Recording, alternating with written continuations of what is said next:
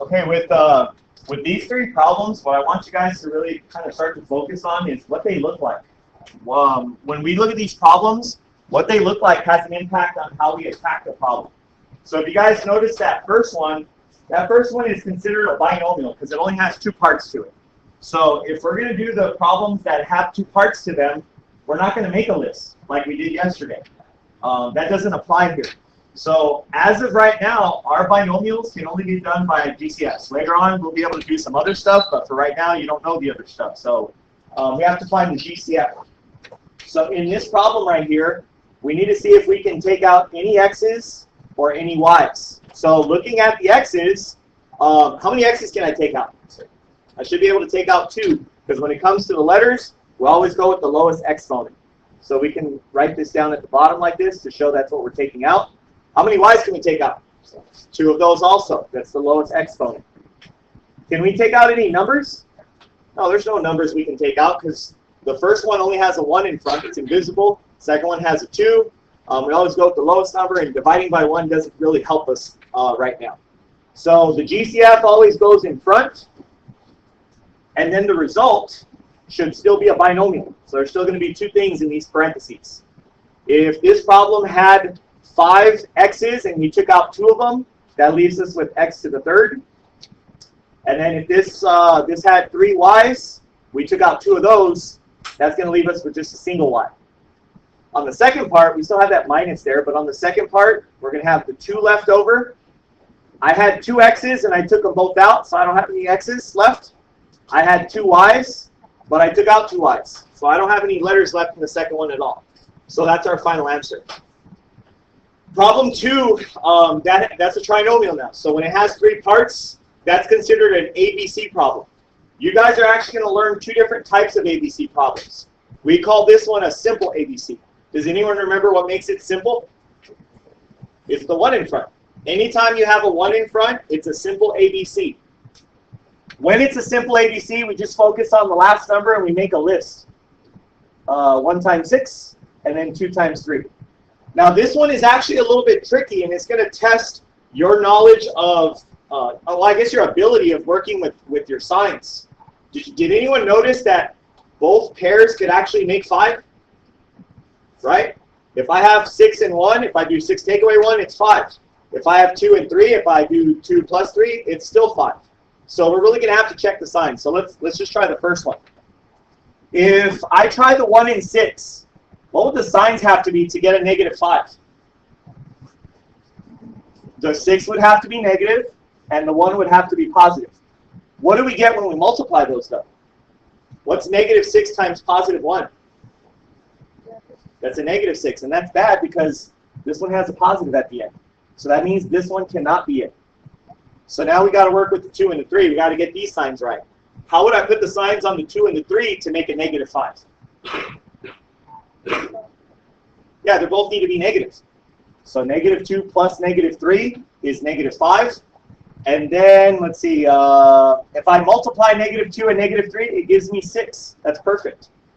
So at this point, we call this a simple ABC because once you have your 2 numbers with your signs on them, bless you, they just they go into the parentheses. So I put 2 sets of parentheses.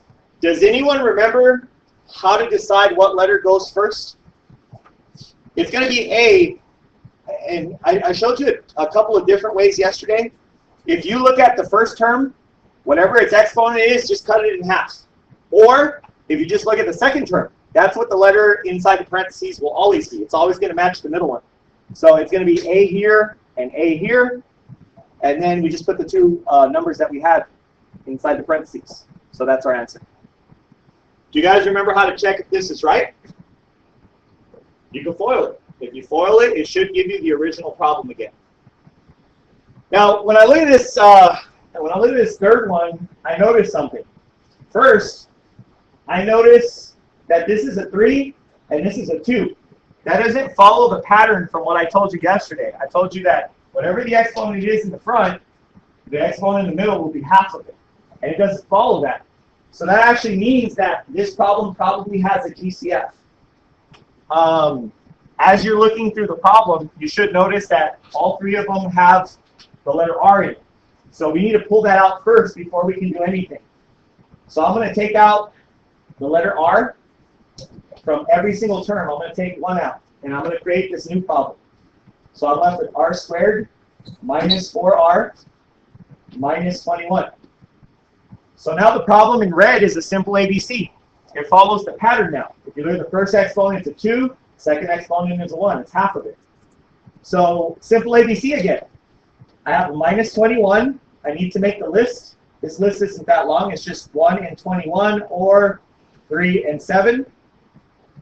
I picked the number that's going to make the middle number. There's only one pair here that's going to make 4. So it's got to be 3 and 7. Let's see what else we got. Oh, we got to put the signs on. So to make it a negative 4, I would have to have plus 3 and minus 7. So again, we put the 2 parentheses. We split up the r's. So r squared turns into 1r in the first one and 1r in the second one. And then we have the plus 3 minus 7. Don't forget, though, the GCF from the very first step, it needs to go in the front. So that way when we multiply it all out, it gives us the r to the third back. So that's what we learned yesterday. So now we're going to get into today's stuff. Today's stuff is going to depend big time on GCF. You have to make sure you're really good with GCF because that's what it's all about. So I told you I'm going to teach you 5 different types of problems. Yesterday we talked about GCF and simple ABC. ABCs are easy to identify because ABC means that it has 3 terms. GCFs are a little bit tricky because they could look like anything. They could be a binomial or a trinomial, and it could still have a GCF. So we just make that part of our habit. Always try to see if there's a GCF. Method number 3 is called factoring by grouping. Factoring by grouping is the easiest one to identify because it only happens if the problem has 4 terms. So instead of like ABC, it's going to say ABCD. Now I've also listed the steps here, and I didn't cover them up, so you have to write them. I have a problem off to the side that's kind of labeled so that you can see each step. So all I'm going to do is label the steps next to the problem so you can match it up with what these steps are talking about. So if you guys look at the problem on example 1, you'll notice it's got the 4 terms, 1, 2, 3, 4. So that's how we know right away it's going to be factored by grouping. In a factor by grouping problem, step 1 is to split the middle with parentheses. So this right here, this is step 1. Step 1 is to just add the parentheses. If you guys notice, I did not put the parentheses around the plus sign. The plus sign is the exact center of the problem. So we don't put those into the parentheses. So what this does is it just creates 2 smaller problems. You got the left side and the right side. So what you do now is take out the GCF of each set. So this right here shows step 2.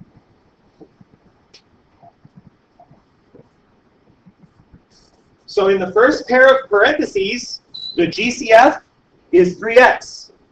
In the second pair of parentheses, the GCF is positive 2. Now, take a look at the colors. I know it's not colored on your paper, but on the board it's got 2 different colors. It's got a blue color and it's got a red color.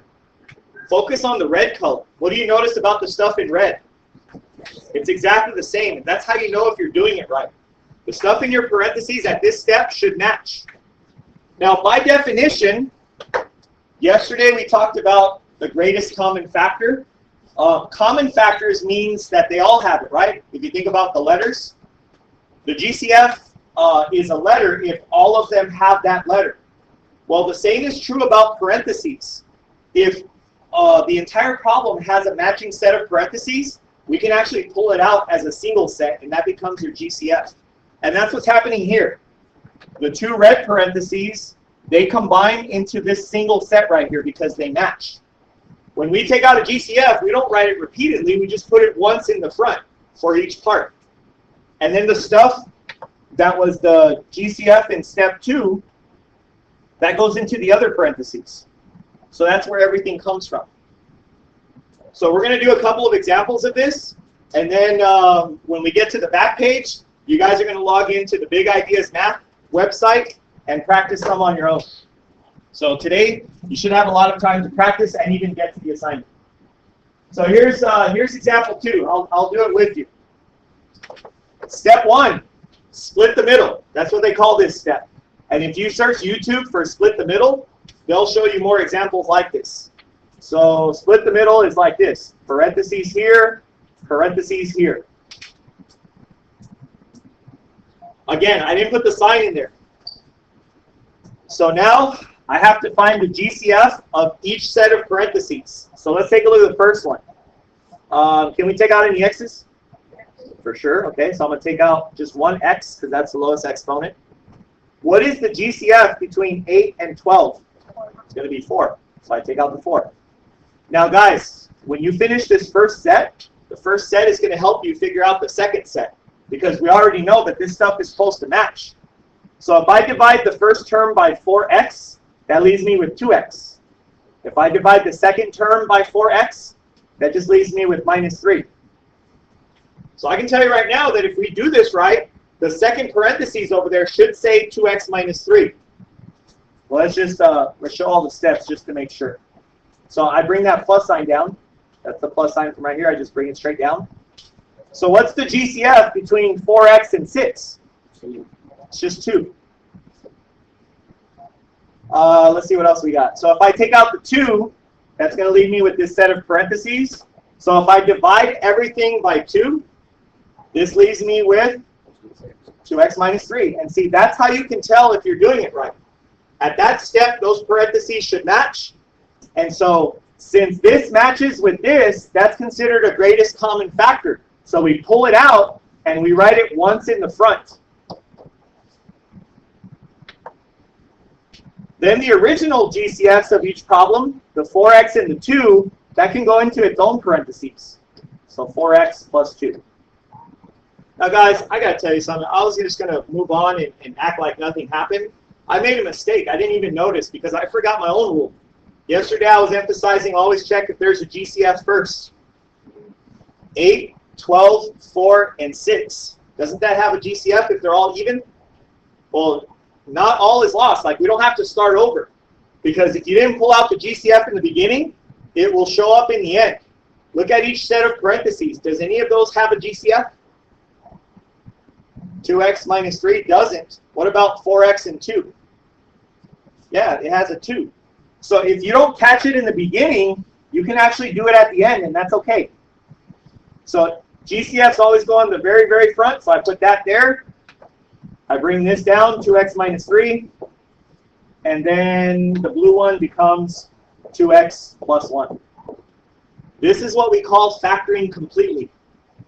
Step 1 should always be to try to take out the GCF. And I totally forgot, but I noticed at the end that there was a GCF in that blue parenthesis, so I took it out. On Big Ideas Math, if you don't take out that 2 in the front and you write 4x plus 2 as your answer, it's going to mark it wrong because we always try to factor it completely. Okay, example 3. You guys notice example 3 has a star on it? I'll put some asterisks on this, but I'm going to put some stars because this is the one that people mess up on the test. The only difference in this problem is this silly negative. And all it is a minor adjustment we have to make after the first step. So in step 1, we're supposed to split the middle. So we use that sign as the middle. So I go like this. I put parentheses around these 2, and I put parentheses around these 2. Unfortunately, when I add parentheses to something that has a minus in the middle, now it's not equal anymore. So we have to make an adjustment. Whatever sign is in the second parentheses, it needs to change. So that way when I distribute it, if I distribute that negative, it gives me the original problem back. After that, everything else is the same. So you might want to make a note. If there's a negative in the middle, change the sign on the right. Because that's the mistake that people always make on the test. The impact that would have on your question is when you get to the parentheses part, the parentheses are not going to match exactly. You'll have signs that are wrong. Okay, GCF. What's the GCF between 4 and 24? 4. It's 4, and then I heard the y, so I'll go ahead and take out the y also. So the GCF between those two terms is 4y. So then if I write down what's left, I have an x left over, and then I have a minus 6.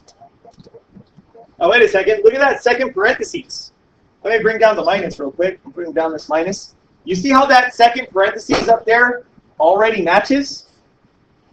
How could we take out a GCF so that that doesn't change? Because we don't need it to change. What number could we use to make it not change? Yeah, so we just put a 1 right here. And we need this number because that's the number that goes into the parentheses once we're done. So we can't just leave it blank. So we go like this, and we leave the x minus 6 alone. Again, guys, the reason why we did that is because we're trying to get the parentheses to match. When I did that first step, I saw that the parentheses up there already matched. So that's why I just use a 1, because I don't want it to change. So now, we take our matching set and rewrite it once. And I usually put it in the front because that's how I picture a GCF. We always pull it out and put it in front. And then we write the original 2 GCFs into their own parentheses. And that's our answer. So I'm going to give you guys a couple of minutes to try it. Try it on your own now because I've been doing everything.